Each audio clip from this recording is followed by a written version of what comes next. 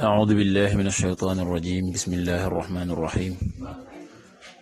والصلاة والسلام على رسول الله سيدنا ومولانا محمد وآله وصحبه ومن والاه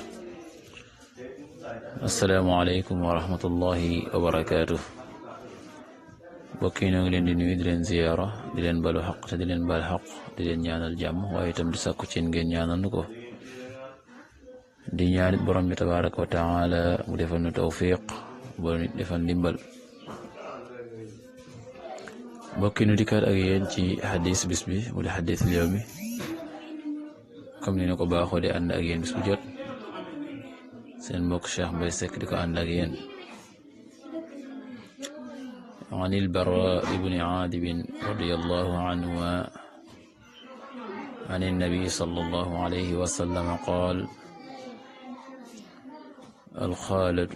بمنزلة الأم رواه الترمذي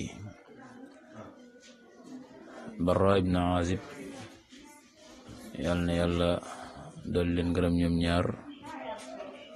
jërëjëf ci yonent bi sallallahu alayhi wa sallam ne yonent bi wax ne alxaalatu tànta mooy yaay ju ndaw ki bokk ak sa yaay bi manzilatil ummi dafay am wàccuwaayu yaay wàccuwaay bi nga xam ne yaay am na ko wàccuwaay boobee la tànta di am ci jokk gi nga xam ne war nga koo jokk mbaax ak njekk gi nga xam ne war nga koo dox sa diggante ak moom ci boo gisee sa yaay ak boo gisul sa yaay rawat nag bu fekkee gisoo yaay da nga jokk doxal ak mbaax ak njekk bu baax ci ñi nga xam ne ñoo sa yaay ñoo bokk te ñuy ay tànt ndax soo ko deful rek day mel ne yaa ngi sàggane mbaax ak njekk goo xam ne ak jokk goo xam ne itam waroon nga ko dox ci diggante ña nga xam ne ñoo bokk ak sa